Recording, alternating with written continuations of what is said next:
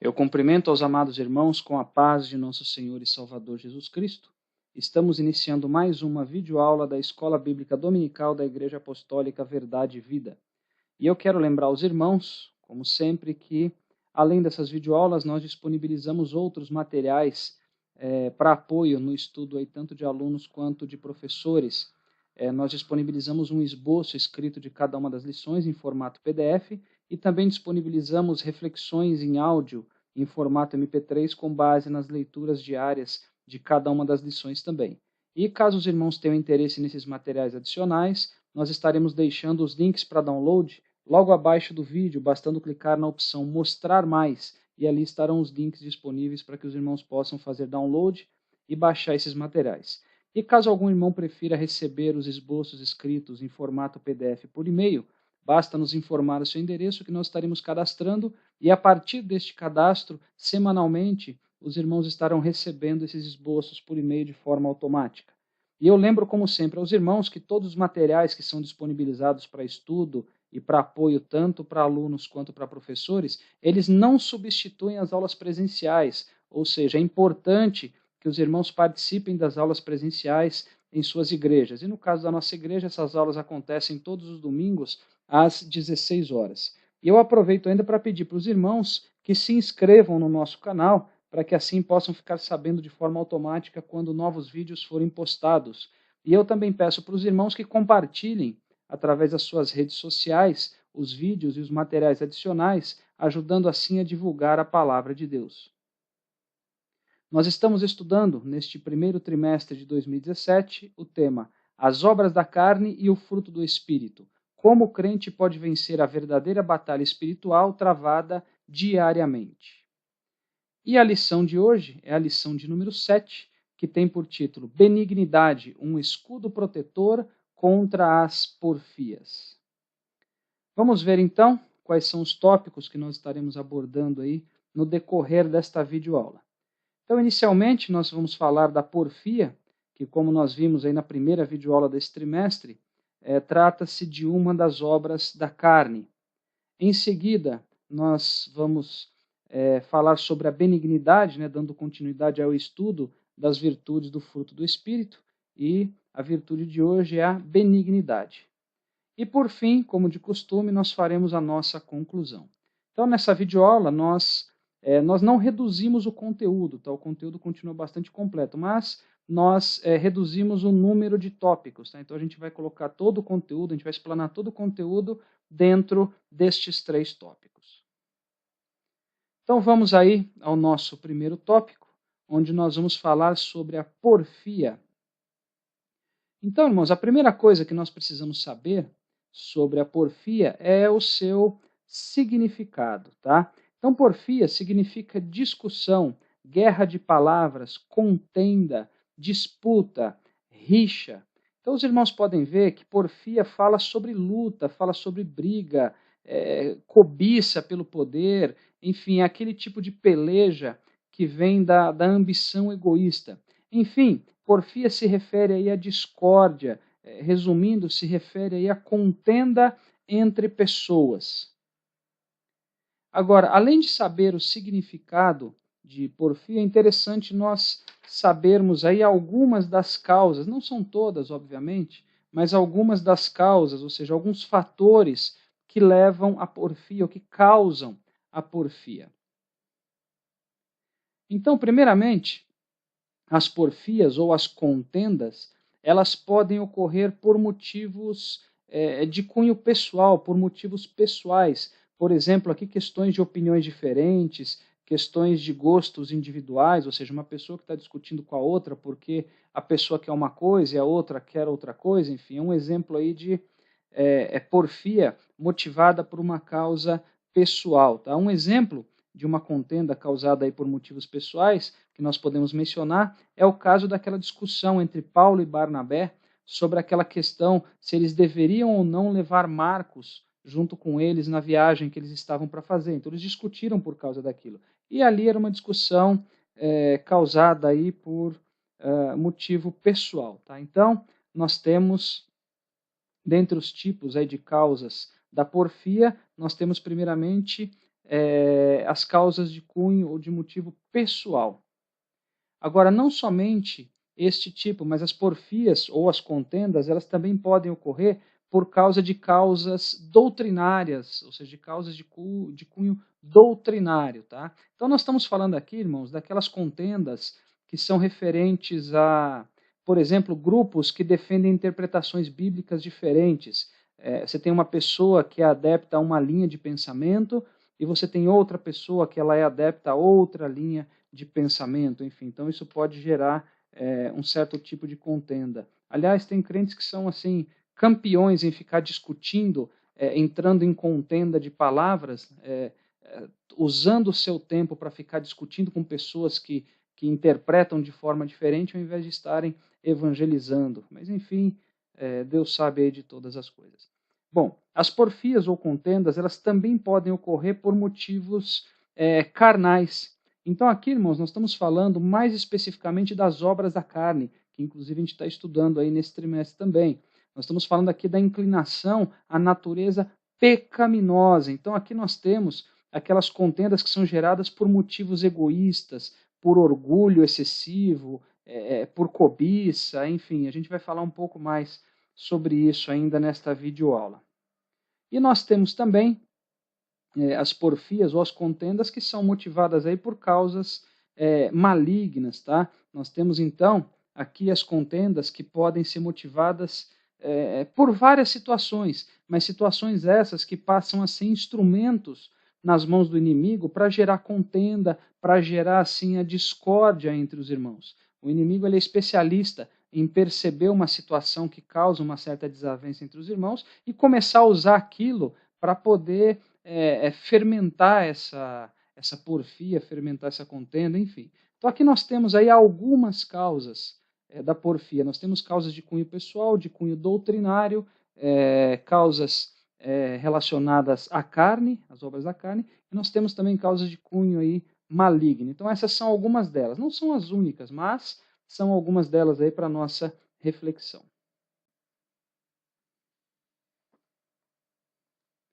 Bom, então, nós vimos que a porfia, um dos significados de porfia, é contenda, ou seja, porfia é o mesmo que contenda. E a grande pergunta que nós devemos fazer nesse momento é, o crente, ele pode contender, ou seja, o crente ele pode se envolver ou gerar contendas? Pode gerar ou pode participar de contendas? Essa é uma pergunta que precisa ser respondida. E a Bíblia, ela nos responde a essa pergunta lá em 2 Timóteo, no capítulo 2, versículos 24 a 26, e lá em Efésios 4, 32 também.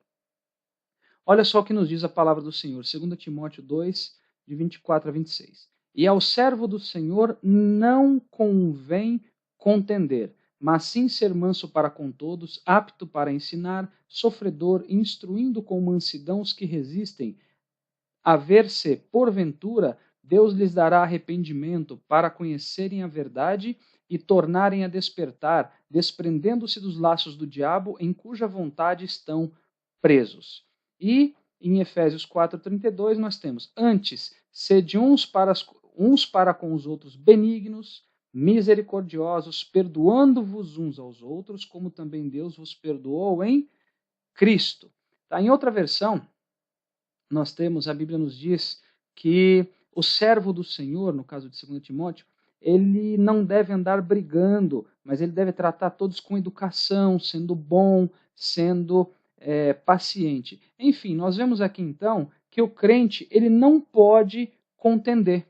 E nesse contexto, irmãos, eu posso mencionar que existem aí 3 tipos de crente, né? O crente que tem relação com a contenda, né? Então existe aquele crente que ele gera contenda, e ele não somente gera contenda, mas ele participa dela.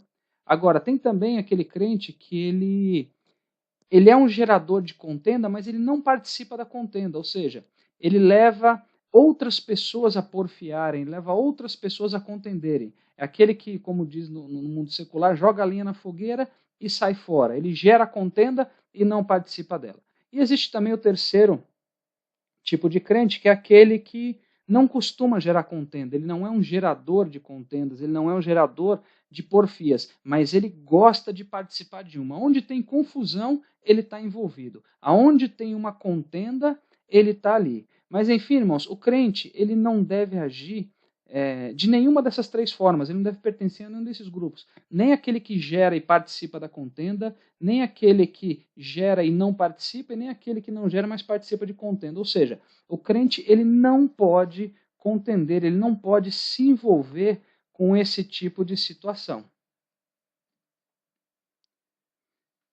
Aí alguém pode dizer assim: ah, mas a pessoa ela me deixou irada, ela conseguiu me deixar irado. Então, uma outra pergunta: e se a pessoa, e se o próximo, ele nos deixar irados? Essa é uma pergunta que nós devemos nos fazer. Nesse caso, a gente pode contender? Nesse caso, o cristão, ele pode contender?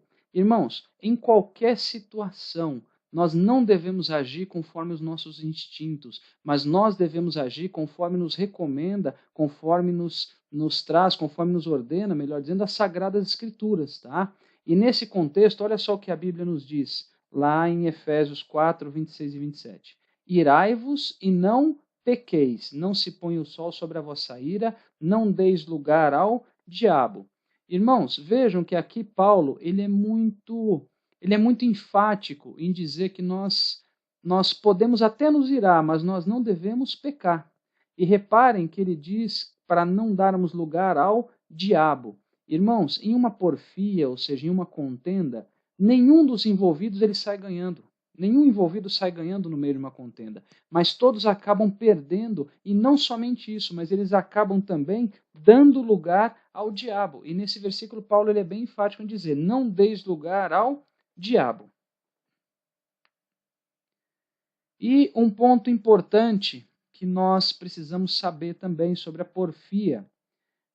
A porfia ou a contenda, ela se fundamenta, ou seja, ela se alicerça ou ela se justifica na inveja, no orgulho e no egoísmo, tá? Então ela se alicerça, ela se fundamenta nessas três coisas, na inveja, no orgulho e no egoísmo. Irmãos, na videoaula da lição 4 desse trimestre, nós falamos bastante sobre a inveja, então nós não vamos nos atentar a esse tema na lição de hoje, sobre a inveja. Então, se os irmãos quiserem aprender um pouco mais sobre inveja, eu recomendo que assistam a videoaula referente à lição 4, a videoaula número 4 desse trimestre. Agora, com relação ao orgulho e ao egoísmo, no próximo slide a gente vai falar um pouco mais sobre eles, né, uma vez aí que as porfias aí se fundamentam neles também. Tá? Então, sobre a inveja a gente não vai falar, mas sobre o orgulho e sobre o egoísmo a gente vai aprofundar um pouquinho aí nesses dois temas. Então vamos lá, irmãos, de forma bem breve, nós vamos ver aqui algumas características a respeito do orgulho e do egoísmo. Então nós vamos ver aqui algumas características da pessoa que é orgulhosa, ou seja, do orgulhoso, e também da pessoa que é egoísta. Então a gente vai começar falando aí sobre o orgulhoso. Então, primeiramente, o orgulhoso, ele possui exagerado senso de superioridade. Irmãos, o orgulhoso ele tem uma visão superestimada de si mesmo. Ele acha que ele é mais importante do que os outros. Ele não se contenta, por exemplo, em ser igual, mas ao invés disso ele precisa se sentir melhor, ele precisa se sentir maior do que as outras pessoas. Então ele possui esse senso exagerado aí de superioridade. Uma outra característica do orgulhoso, ele pensa que está sempre com a razão e os outros estão errados. Irmãos, o orgulhoso, ele é assim em todos os locais que ele frequenta, em todas as circunstâncias. Ele fala como se ele fosse o dono absoluto da verdade em todas as questões. O orgulhoso, ele tem dificuldade em aceitar, por exemplo, que ele está equivocado em algumas situações. Por quê? Porque ele não é capaz de admitir os seus próprios erros. Então aqui nós temos uma outra característica aí do orgulhoso. Mais uma, irmãos, o orgulhoso, ele não tolera receber críticas. O orgulhoso, ele não consegue compreender que opiniões diferentes ao seu respeito podem ajudá-lo a melhorar cada vez mais. Por quê? Porque ele tem um conceito muito elevado de si mesmo. Então, por isso, ele não consegue receber os críticos com naturalidade. E por se sentir superior, por se sentir assim acima da média, o orgulhoso, ele nunca pede desculpas. E ele, ao invés de se desculpar, ao invés de pedir perdão em algumas situações, ele normalmente apresenta justificativa para aqueles atos que ele está cometendo. E normalmente essas justificativas, elas se baseiam em responsabilizar os outros pelos erros dele, pelos insucessos dele. Ele não assume nada em relação a isso. Se ele teve um problema, se ele cometeu um erro, ele sempre vai querer jogar isso para cima de alguém, ele não vai querer admitir aquele erro e muito menos receber qualquer tipo de crítica. Uma outra característica, irmãos, o orgulhoso, ele é resistente às mudanças necessárias. Irmãos, para uma pessoa orgulhosa, se alguma mudança for necessária, essa mudança ela tem que acontecer em relação aos outros, não em relação a ele. Ele julga que os outros são inferiores e por isso ele acha que são sempre os outros que precisam mudar, são sempre os outros que precisam mudar a sua direção e nunca ele. Por quê? Porque ele se sente autossuficiente. Isso faz com que ele acabe tendo aí uma tendência a resistir às mudanças, mesmo sendo mudanças necessárias. Uma outra característica aqui do orgulhoso, incomoda-se com o sucesso dos outros. Irmãos, um orgulhoso pensar que alguém pode ser melhor do que ele em alguma coisa é inadmissível para ele, ele não aceita isso. Ele não se alegra na alegria das outras pessoas. Por quê? Porque o seu coração, o coração do orgulhoso, ele está tomado de sentimentos mesquinhos, tá? Por causa dessa soberba excessiva dele. Uma outra característica do orgulhoso costuma ser preconceituoso. Irmãos, o sentimento de superioridade, ele faz com que a pessoa orgulhosa ela promova uma certa distinção entre as demais pessoas. E essa distinção que é promovida pode ser em relação a qualquer coisa, em relação à raça, por exemplo, à etnia, em relação à condição social, em relação a um cargo eclesiástico, a uma condição religiosa, financeira, sei lá, em relação à intelectualidade, por exemplo. Nós temos que entender que o orgulho ele acaba sendo um embrião do preconceito. Enfim, irmãos, nós temos aqui algumas características do orgulhoso, ou seja, algumas características daquela pessoa que ela é orgulhosa, que ela tem o orgulho como um predicado, como uma característica. Agora nós vamos ver também algumas características de uma pessoa egoísta, tá? Uma pessoa que tem o egoísmo dentro de si. Então, primeira característica, tem apego excessivo pelos seus interesses. Irmãos, uma pessoa egoísta, ela é totalmente voltada em todos os seus sentidos para os seus próprios interesses. Ela costuma também não medir esforços para satisfazer esses interesses, mesmo que para isso ela tenha que prejudicar outras pessoas, porque ela não está preocupada com os outros, ela está preocupada consigo mesma. Tá? Uma outra característica do egoísta, não tem consideração com as necessidades dos outros, ou não tem consideração para com os outros. Tá? Aqui, irmãos, acaba sendo praticamente uma consequência da característica anterior. O egoísta ele não se preocupa com o interesse das outras pessoas. Ele está tão fechado dentro da sua ganância que ele não consegue se voltar para os interesses ou para as necessidades de outras pessoas. Para ele, irmãos, para o egoísta, pouco importa o que o seu próximo esteja passando, desde que as suas necessidades estejam satisfeitas, seus interesses estejam sob controle. Os irmãos sabem que o Senhor Jesus ele sempre pregou o contrário disso, ele sempre ensinou que nós devemos ser não egoístas, mas nós devemos ser altruístas. Tá? Na sua carta aos Filipenses, aí no capítulo 2, no versículo 4, Paulo, inclusive, ele diz que, ele fala assim, não atente cada um para o que é propriamente seu, mas cada qual também para o que é dos outros. Então aqui nós temos uma passagem bíblica que fala sobre o altruísmo, sobre a importância do altruísmo e jogando por terra o egoísmo. Uma outra característica do egoísta, o egoísta não sente misericórdia pelos que estão perdidos.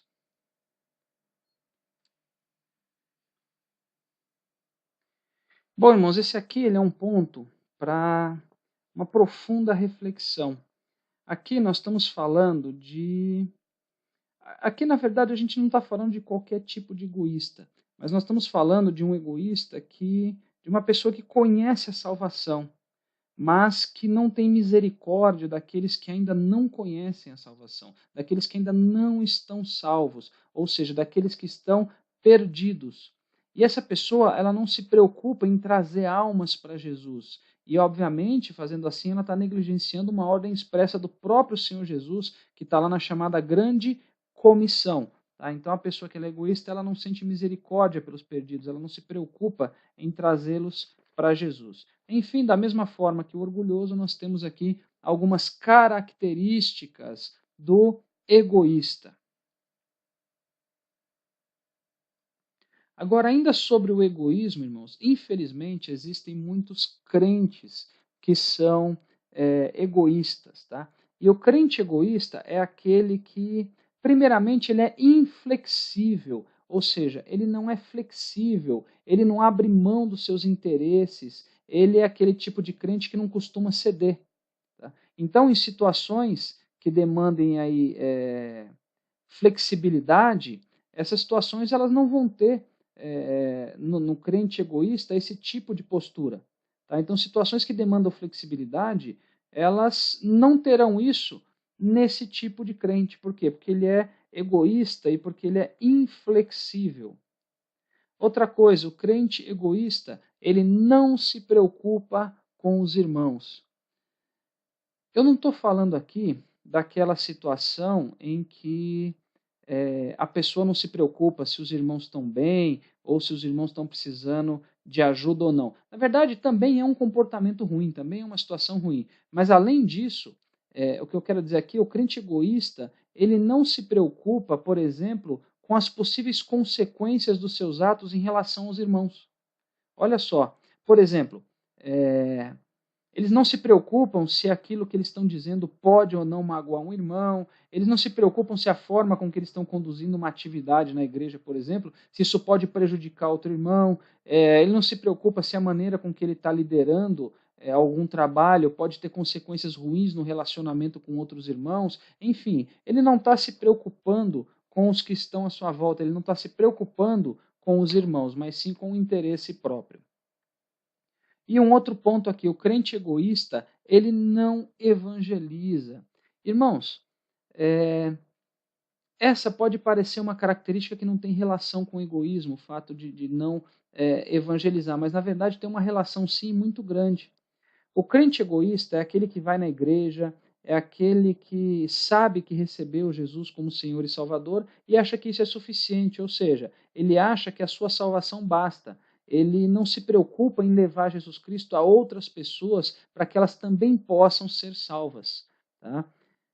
Enfim, irmãos, o egoísmo ele deveria ser extinto do meio cristão, mas infelizmente nós sabemos que a realidade ela não é essa. Infelizmente nós sabemos que tem muitos crentes que são extremamente egoístas e, como está no slide aí dos irmãos, são inflexíveis, não se preocupam com os que estão à sua volta e também não se preocupam em evangelizar, não se preocupam em apresentar Jesus Cristo para outras pessoas.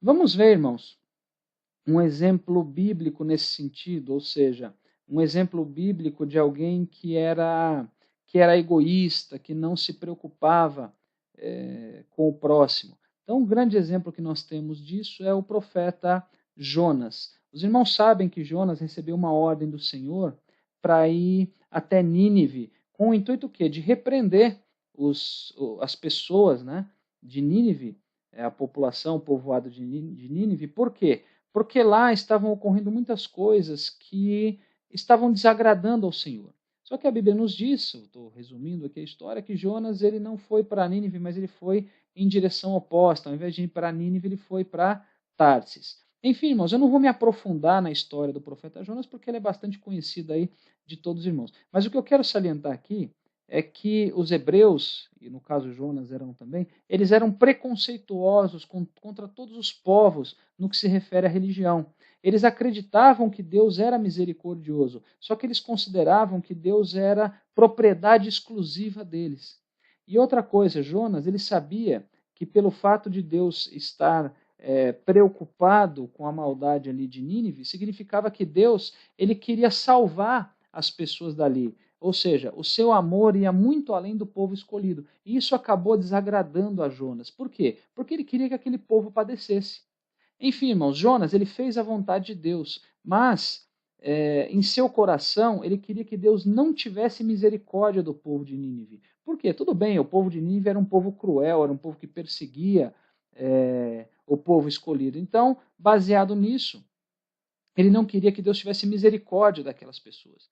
Então nós temos aí em Jonas um exemplo de falta de benignidade, um exemplo aí de egoísmo, um exemplo nessa história de alguém que não pensou no seu próximo. No caso, tudo bem, era um inimigo, mas nós vamos, no segundo tópico dessa videoaula, quando a gente for falar sobre a benignidade, a gente vai ver que os inimigos têm que estar incluídos nesse contexto da benignidade. Os irmãos vão entender um pouco mais adiante. Bom, nós falamos sobre a porfia e nós falamos também que ela se fundamenta na inveja, se fundamenta no orgulho e também no egoísmo. Agora, um ponto importante que nós devemos saber é sobre como nos protegermos das porfias, tá? E a forma de nos protegermos das porfias é através da virtude do fruto do Espírito chamada benignidade. E como o próprio título da lição diz, a benignidade ela é um escudo protetor contra as porfias. E a partir de agora nós vamos falar justamente sobre isso, sobre a benignidade. Nós vamos ver que, assim como a porfia ela se fundamenta na inveja, no orgulho e no egoísmo, a benignidade, por sua vez, ela se fundamenta no amor. Tá? Então nós vamos falar sobre isso a partir de agora. Então nós vamos avançar aqui para o próximo tópico, onde nós falaremos aí sobre a benignidade. Bom, irmãos, como nós vimos aí desde a primeira lição desse trimestre, o fruto do Espírito ele é composto de 9 virtudes diferentes. Tá? Algumas pessoas falam que são 9 frutos, na verdade não é isso. Nós já estudamos que é um único fruto composto de 9 qualidades, de 9 virtudes. Então é um único fruto, composto de 9 virtudes diferentes, e essas 9 virtudes são divididas em 3 grupos distintos. Tá? E na aula passada, nós estudamos a primeira virtude do fruto do Espírito, que pertence ao grupo das chamadas virtudes sociais, que são aquelas do fruto do Espírito em relação ao próximo. E nesse grupo estão aí a longanimidade ou a paciência, que nós estudamos sobre isso na aula passada, e nós temos também a benignidade, que nós estaremos estudando hoje, e também a bondade, que nós estudaremos na próxima semana, na próxima videoaula. E a benignidade e a bondade, elas são chamadas de fruto gêmeo, e os irmãos vão entender um pouco mais adiante o porquê deste nome. Tá? Os irmãos vão entender que existe uma relação bastante estreita aí entre a benignidade e a bondade. Então vamos, primeiramente, a entender um pouco aí a respeito da benignidade. Vamos entender o que é a benignidade. Então, primeiro, está na tela dos irmãos, generosidade, excesso de boa vontade em relação a outra pessoa. Irmãos, vejam que, diferente do egoísmo, que nós já falamos sobre isso no tópico anterior, a benignidade ela é voltada para o próximo e não para nós mesmos. Então percebam que aqui já existe uma diferença bastante drástica. A benignidade ele é o oposto do egoísmo. O egoísmo ele se volta totalmente para si, para a sua própria relação. Agora, a benignidade ela se volta para a relação em relação a outra pessoa. Ela se volta para o próximo. Tá? Então, é excesso de boa vontade em relação ao outro e não a nós mesmos. Um outro ponto aqui a respeito da benignidade. Disposição de ser bondoso com o próximo, de fazer o que é bom. Reparem, irmãos, aqui uma coisa interessante. Nós estamos falando de uma disposição e não de uma ação. Tá? Os irmãos vão entender nos próximos slides, eu vou explicar um pouquinho isso aqui vai ficar bastante claro para os irmãos. Não se preocupem com isso agora. Tá? Então, benignidade, disposição e não ação. Disposição de ser bondoso com o próximo, de fazer o que é bom. Outro ponto aqui referente à benignidade. Ela é referente à excelência de caráter, flexibilidade, pensar bem de outras pessoas. Reparem, irmãos, que aqui nós temos a benignidade como uma característica contrária ao orgulho, porque conforme nós vimos, o orgulho, o orgulhoso, ele costuma ser inflexível. E aqui está falando que refere-se à excelência de caráter e também à flexibilidade. Além disso, uma pessoa que ela é benigna, ou seja, que ela tem a virtude do fruto do Espírito, da benignidade, ela é afável, ela é gentil para com seus semelhantes, ela não se mostra amarga, ela não se mostra inflexível. Uma outra situação aqui referente à benignidade. Virtude que nos dá condições de tratar outras pessoas com carinho, consideração, disposição e ânimo. Então aqui nós temos um ponto aí importante. Nós estamos falando de uma virtude do fruto do Espírito, irmãos. Isso significa que sem a ação do Espírito Santo em nossas vidas, nós não somos capazes de nos relacionarmos com o próximo com esses predicados que estão aqui, com carinho, com consideração, com disposição e com ânimo. É somente através da ação do Espírito Santo que o fruto, a virtude do fruto do Espírito, chamada benignidade, ela é produzida em nós e somente através dele que a gente consegue ter esse tipo de relacionamento para com o próximo. Depois nós temos aqui também, a benignidade faz com que vejamos as pessoas como Jesus as vê. Irmãos, aqui nós temos algo fundamental de se entender em relação à benignidade. Trata-se aí da forma como nós vemos as outras pessoas. A pessoa que tem essa virtude da benignidade, ela não olha para as pessoas sob uma ótica humana, mas ela olha para uma outra pessoa com um olhar de misericórdia. Ela vê o próximo da mesma forma que Jesus vê. Então, mesmo sendo, por exemplo, aí uma pessoa ruim, quem tem essa virtude da benignidade, ela olha para ela não como uma pessoa má, mas como uma pessoa que carece da misericórdia divina. Então ela olha, ela vê, ela enxerga as outras pessoas da mesma forma que Jesus enxerga. Bom, e segundo o teólogo Stanley Orton, ele diz que a benignidade é a generosidade que procura ver as pessoas da melhor maneira possível. É compassiva e dá a resposta branda que, segundo diz Salomão, desvia a ira ou evita explosões de raivas. Vejam, irmãos, que a pessoa que tem essa virtude, essa pessoa que é benigna, é aquela que não vê as pessoas como os outros veem, conforme nós já comentamos. E não somente isso, mas ela também trata as pessoas com mansidão, mesmo em se tratando, por exemplo, de pessoas que a afrontem. Mas ela trata desta forma, ela trata de forma compassiva, ela trata aí com mansidão. Então, esta é uma outra característica daquele que tem essa virtude do fruto do Espírito, ele tem a benignidade consigo. Então, se nós tivéssemos, para facilitar aí, que resumir a benignidade, ou tentar entender a benignidade em poucas palavras, eu creio que as melhores palavras seriam misericórdia, compaixão e compadecimento, tá? No que se refere a esses sentimentos em relação ao próximo, ou seja, misericórdia em relação ao próximo, compaixão em relação ao próximo, se compadecer em relação ao próximo, tá?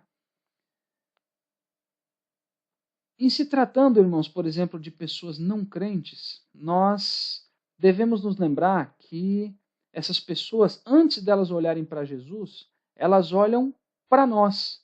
E elas devem ver em nós essa benignidade. Irmãos, Novamente, nós já falamos sobre isso, mas é bom frisar, somente o Espírito Santo pode levar o crente a ter essa virtude da benignidade, tá? Deus, ele é a fonte dessa qualidade. E o nosso maior exemplo, obviamente, é Jesus Cristo, ele é o nosso mestre por excelência, tá? E cabe lembrar aqui que aquele que tem a benignidade, ele quer o bem de todos, inclusive dos inimigos. Tá? E um ponto que eu quero colocar aqui também, irmãos, para reflexão, muitas pessoas elas colocam seus esforços, muitos crentes põem seus esforços em buscar os dons espirituais, mas eles não se empenham em desenvolver em si o fruto do Espírito. Irmãos, obviamente que não é errado buscar os dons espirituais, muito pelo contrário, nós temos que buscá-los e buscá-los com zelo. Porém, nós devemos nos lembrar que os dons espirituais sem o fruto do Espírito, como nos diz lá Paulo em 1 Coríntios 13, são como o metal que soa e como o sino que tine. Bom, enfim, irmãos, se tivéssemos aí que resumir ou entender aí em poucas palavras a benignidade, eu acredito que essas três palavras, misericórdia, compaixão e compadecimento, seriam palavras que se encaixam bem dentro desse contexto. Então nós concluímos que a benignidade ela é a disposição de fazer o bem a todos. E aqui nós temos um ponto importante, irmãos, para a nossa reflexão. Vou ser repetitivo porque isso é muito importante. Quando nós falamos sobre fazer o bem a todos, nós estamos falando a respeito das pessoas que nos fazem o bem, mas também estamos falando daqueles que não fazem o bem para conosco, incluindo os nossos inimigos. Ou seja, nós devemos ser benignos também com aqueles que erram, com aqueles que tropeçam, com aqueles que nos tratam mal, enfim. Vamos ver o que a Bíblia nos diz a esse respeito. Lá em Lucas 6,33 e Lucas 6,35 e 36. Então, Lucas 6,33. E se fizerdes bem aos que vos fazem bem, que recompensa tereis? Também os pecadores fazem o mesmo. Depois 35 e 36. Amai, pois, os vossos inimigos e fazei o bem, e emprestai sem nada esperardes, e será grande o vosso galardão, e sereis filhos do Altíssimo, porque ele é benigno até para com os ingratos e maus. Sede, pois, misericordiosos, como também vosso Pai é misericordioso. Nós vimos que um dos sinônimos de benignidade é misericórdia. Irmãos, é fácil demonstrar benignidade, é fácil ser benigno com aqueles que nos agradam, com aqueles que nos amam, com aqueles que sempre fazem o bem para conosco, com aqueles que sempre querem o nosso melhor. Só que nós devemos agir assim, nós devemos agir com benignidade também para com aqueles que nos odeiam, aqueles que nos maltratam, aqueles que nos perseguem, aqueles que nos afrontam. Enfim, é isso que nós estamos vendo nestes versículos, tá? Inclusive, o Senhor Jesus dizendo aqui em 6,33 que fazer o bem para aqueles que fazem o nosso bem, até os pecadores fazem isso, ou seja, a gente não vai se diferenciar em nada em relação àqueles que ainda não conhecem a Jesus Cristo. Então nós temos que ser benignos também para com aqueles que nos perseguem, para com os nossos inimigos, inclusive. Agora, tem algo interessante sobre a benignidade, é que ela e a bondade elas são bem parecidas, inclusive muitas pessoas confundem as duas. Elas são duas virtudes que, apesar de serem parecidas, elas têm diferenças entre si. E nós vamos ver aqui algumas dessas diferenças para nós entendermos aí um pouco melhor sobre isso, tá?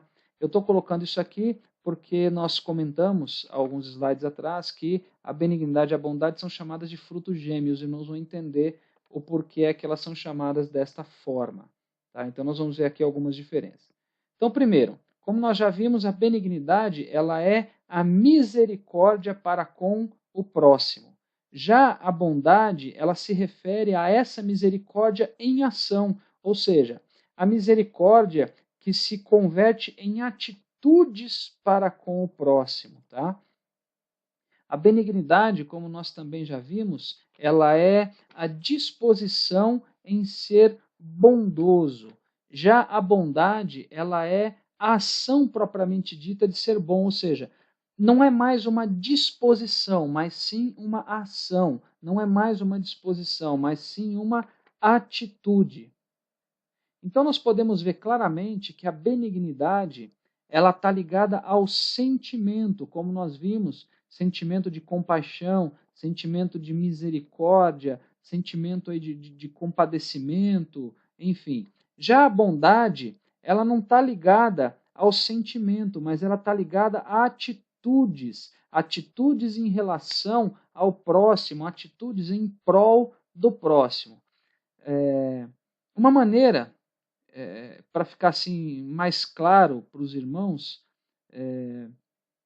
a diferença entre essas duas, uma maneira mais simples de se entender, é analisando o oposto de cada uma. Então, o oposto da benignidade é a malignidade. E o oposto da bondade é a maldade. Tá? Então, irmãos, nós podemos concluir que a benignidade ela atua de forma interior no crente. Já a bondade, ela aparece exteriormente, através de atitudes, ou seja, a bondade ela é a prática, ou ela é a expressão da benignidade. Tá? Então, trata-se aqui da generosidade em ação.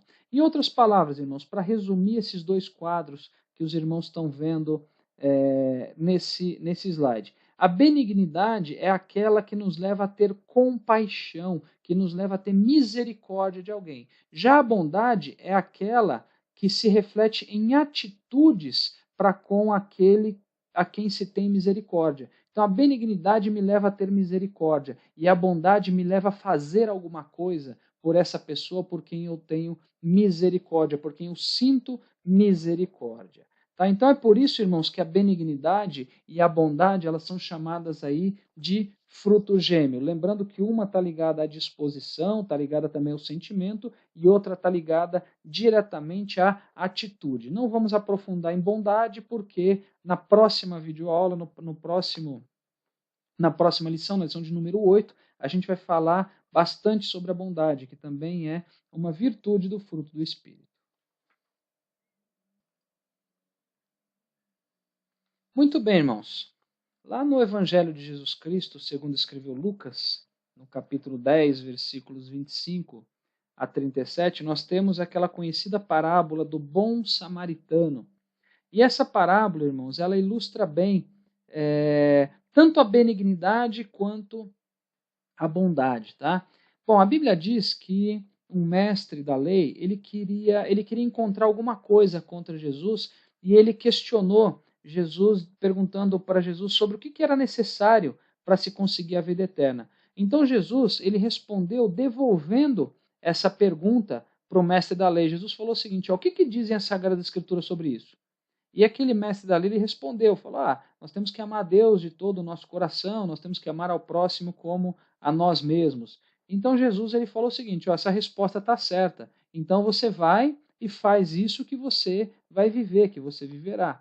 Só que aí, aquele mestre da lei ele perguntou para Jesus, tá, mas quem é o meu próximo? Porque ele tinha dito que tinha que amar a Deus de todo o coração e também amar ao próximo como a si mesmo. Então ele perguntou, mas quem é o meu próximo? E Jesus, ele respondeu a essa pergunta através dessa parábola do bom samaritano. Jesus disse que um homem ele estava descendo de Jerusalém para Jericó e no caminho alguns ladrões vieram e assaltaram aquele homem. Mas não somente isso, tiraram a roupa dele, bateram muito nele e deixaram ele caído lá no chão quase morto. E aí Jesus continuou dizendo que aí um sacerdote estava descendo por aquele mesmo caminho, e quando esse sacerdote viu aquele homem, ele passou pelo outro lado da estrada, ou seja, ele não fez nada por aquele homem que estava caído ali, ele cortou a volta para não precisar fazer nada. E Jesus disse que também, depois do sacerdote, passou um levita, ele também olhou, também viu aquele homem caído e também foi embora pelo outro lado da estrada. E Jesus então disse que aí passou um samaritano que estava viajando por aquele caminho, ele chegou até ali, ele viu aquele homem e ele sentiu muita pena dele, ele sentiu muita dó dele, ele teve misericórdia daquele homem, ele teve compaixão daquele homem. Então, o Senhor Jesus disse, né, a Bíblia diz, que ele chegou, o samaritano chegou perto dele, que limpou as suas feridas, seus ferimentos com azeite, com vinho, enfim, depois enfaixou aqueles ferimentos, e ele não se limitou a isso.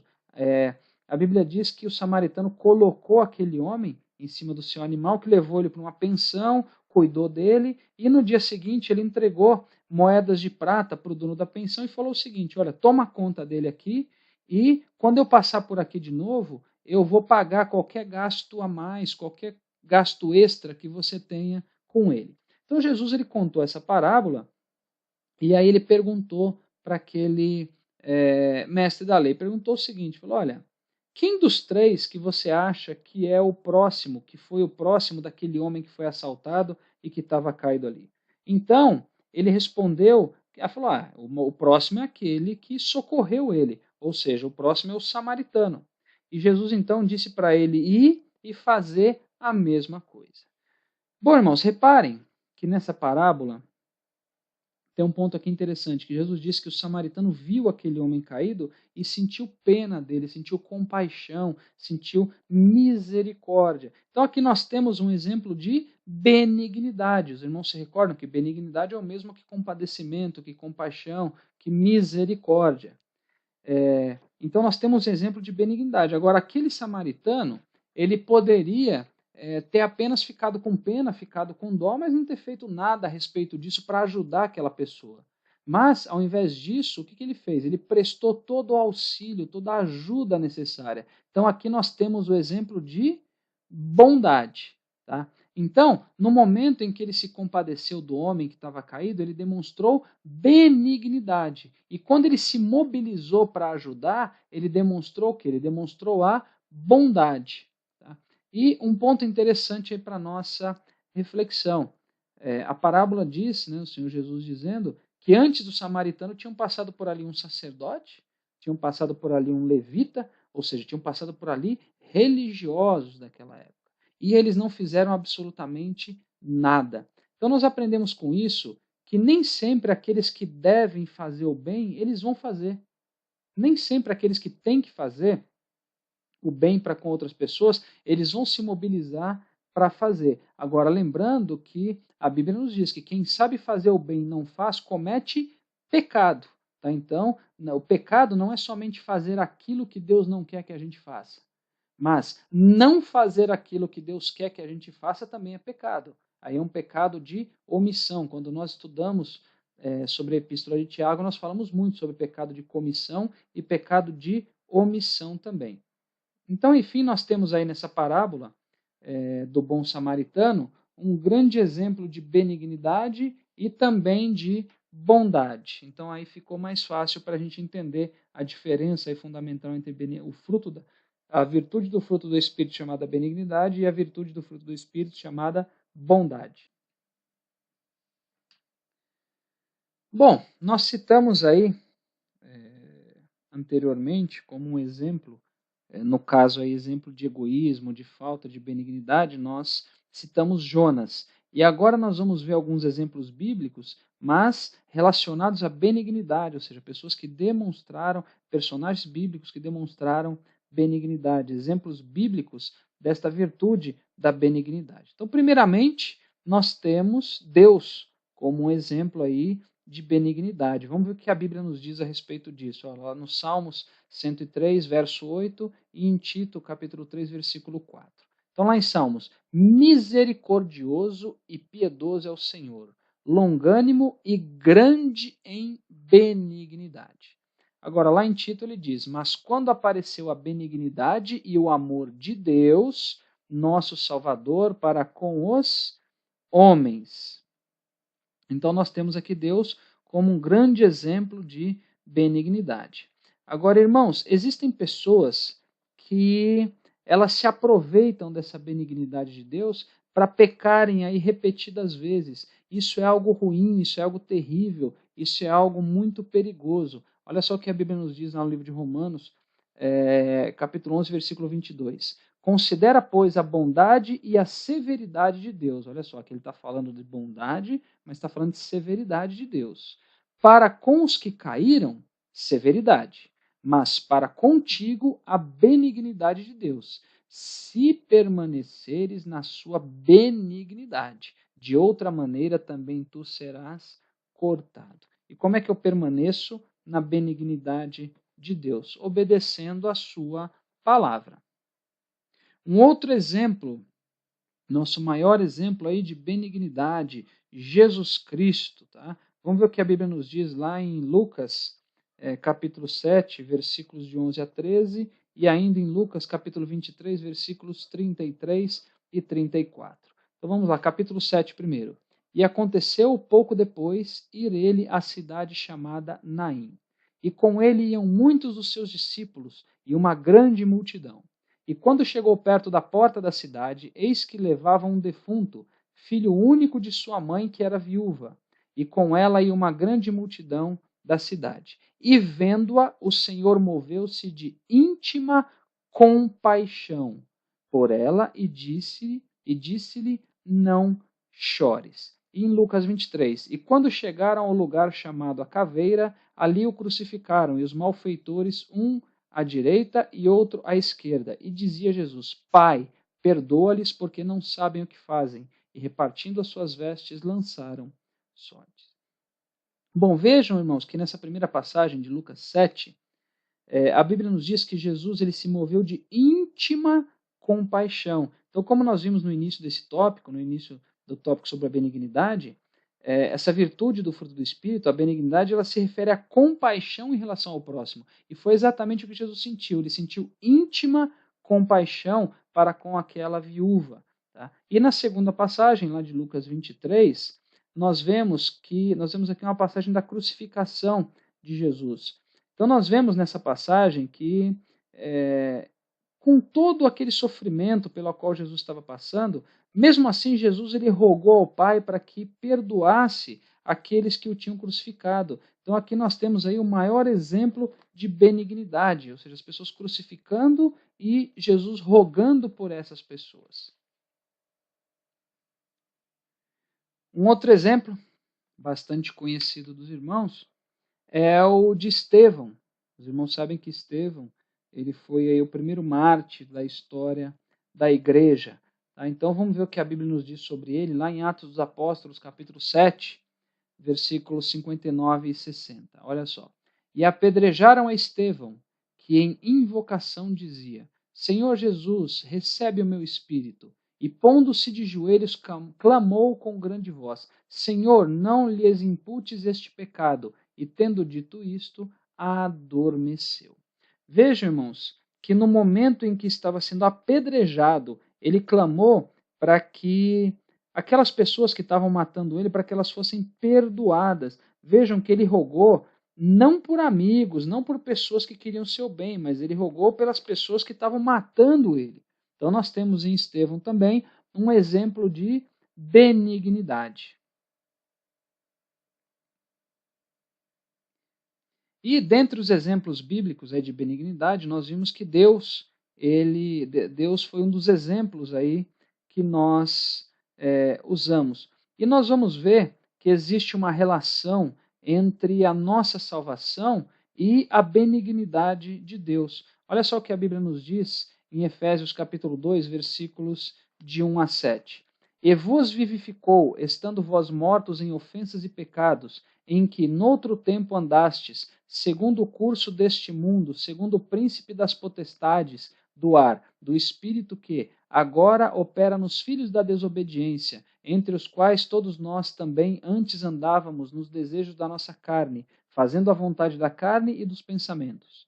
E éramos por natureza filhos da ira, como os outros também. Mas Deus, que é riquíssimo em misericórdia, pelo seu muito amor com quem nos amou, estando nós ainda mortos em nossas ofensas, nos vivificou juntamente com Cristo, pela graça sois salvos. e nos ressuscitou juntamente com ele e nos fez assentar nos lugares celestiais em Cristo Jesus, para mostrar nos séculos vindouros as abundantes riquezas da sua graça, pela sua benignidade para conosco em Cristo Jesus. E nós temos ainda Tito, capítulo 3, versículos 4 e 5, e Romanos 2, 4. Olha só. Mas quando apareceu a benignidade e o amor de Deus, nosso Salvador, para com os homens, não pelas obras de justiça que houvéssemos feito, mas segundo a sua misericórdia, nos salvou pela lavagem da regeneração e da renovação do Espírito Santo. E em Romanos 2,4, ou desprezas tu as riquezas da sua benignidade e paciência e longanimidade, ignorando que a benignidade de Deus te leva ao arrependimento? Então veja, irmãos, que a benignidade ela trabalha na nossa salvação, ela trabalha na salvação, levando aí ao perdão dos pecados e habilitando também a santificação. Nós só tivemos acesso a essa graça da salvação devido à benignidade de Deus. Obviamente é através do sacrifício vicário, do sacrifício substitutivo aí de Jesus Cristo, tá?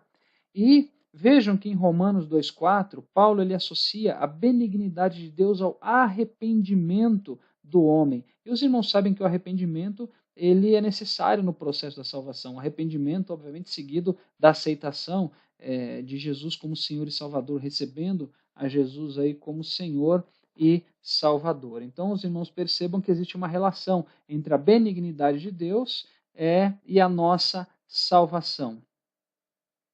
E existe também uma relação entre a benignidade e o amor.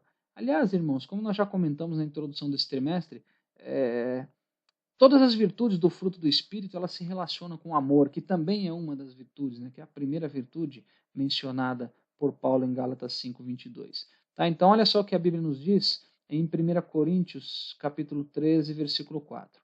O amor é sofredor, é benigno. O amor não é invejoso, o amor não trata com leviandade, não se ensoberbece, ou seja, ele não fica orgulhoso, tá? Mas olha só que Paulo diz, dentre outras coisas, que o amor é benigno, ou seja, o amor ele tem a disposição de ajudar outras pessoas, tem a disposição de fazer algo em relação ao próximo.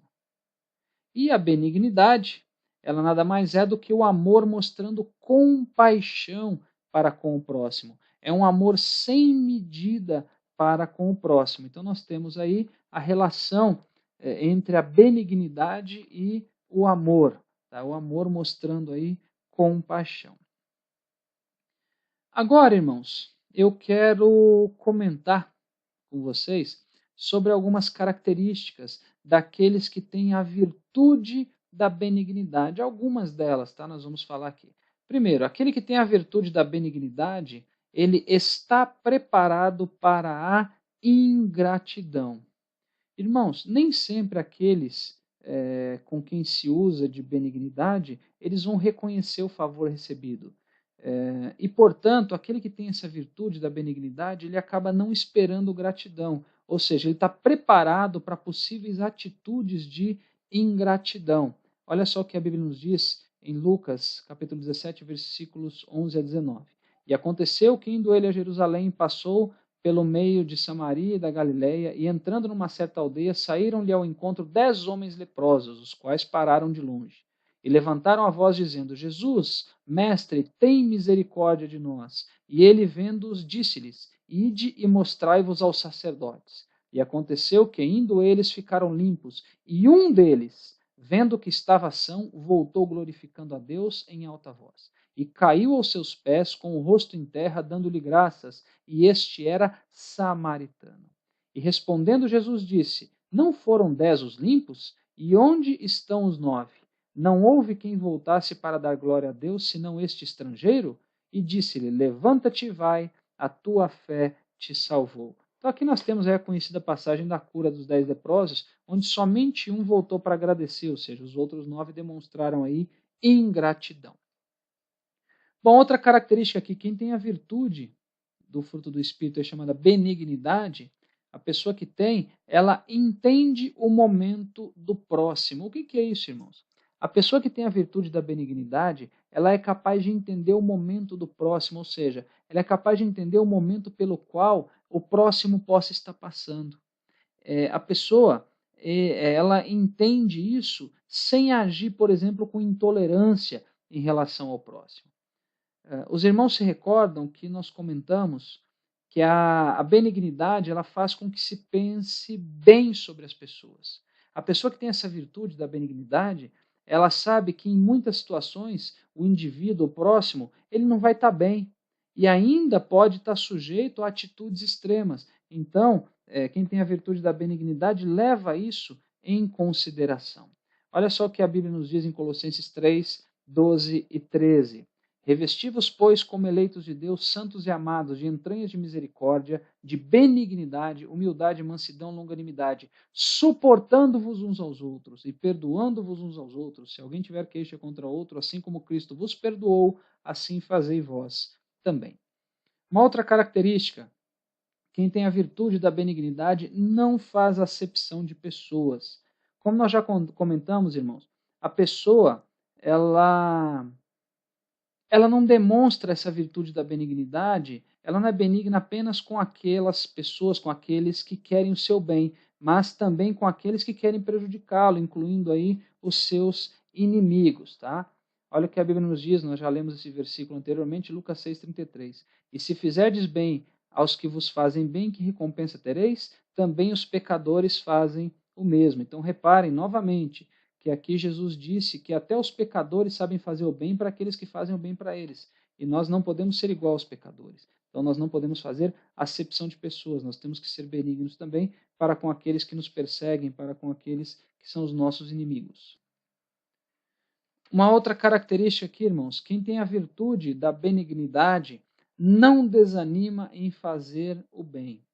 Irmãos, aquele que tem essa virtude, ele não desanima ante as adversidades, ante as afrontas, ante as expectativas que são frustradas em relação a outras pessoas, por exemplo, ele não desanima aquele que tem essa virtude, tá? Olha só o que a Bíblia nos diz, 2 Tessalonicenses 3,13. E vós, irmãos, não vos canseis de fazer o bem. E quem faz o bem é o benigno, aquele que tem a virtude da benignidade. Uma outra característica, quem tem a virtude da benignidade não comete o pecado de omissão. Aquele que tem a virtude da benignidade, ele não deixa de fazer o bem para as pessoas, como aconteceu com o sacerdote e com o levita, naquela parábola do bom samaritano. Mas essa pessoa que tem essa virtude, o crente que tem essa virtude, ele sempre vai estar exercitando essa qualidade, essa virtude, em todos os momentos em que ele tiver oportunidade. Então, vamos ver aqui que a Bíblia nos diz em Tiago 4,17. Aquele, pois, que sabe fazer o bem e não o faz, comete pecado, tá? O pecado de omissão.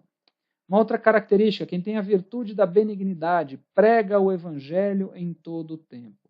Irmãos, a pessoa que tem a virtude da benignidade, ela prega o evangelho. Por quê? Porque o evangelho é a oportunidade de mudança para a vida do homem. Quem tem essa virtude da benignidade não deixa de apresentar essa oportunidade de salvação para as outras pessoas. Por quê? Porque ele se preocupa com o próximo. E preocupado com o próximo, com aquele que ainda não está salvo, ou seja, com aquele que está perdido, ele vai anunciar o evangelho para essa pessoa. Então existe essa amarração. Então quem tem a virtude da benignidade prega o evangelho em todo o tempo. Olha o que a Bíblia nos diz, 2 Timóteo 4, versículos 1 e 2. Conjure-te, pois, diante de Deus e do Senhor Jesus Cristo, que há de julgar os vivos e os mortos na sua vinda e no seu reino, que pregues a palavra, instes a tempo e fora de tempo, redarguas, repreendas, exortes, com toda longanimidade e doutrina. Tá? Então, pregar o evangelho em todo o tempo, como diz aqui Paulo a Timóteo, a tempo e a fora de tempo, ou seja, em todos os momentos.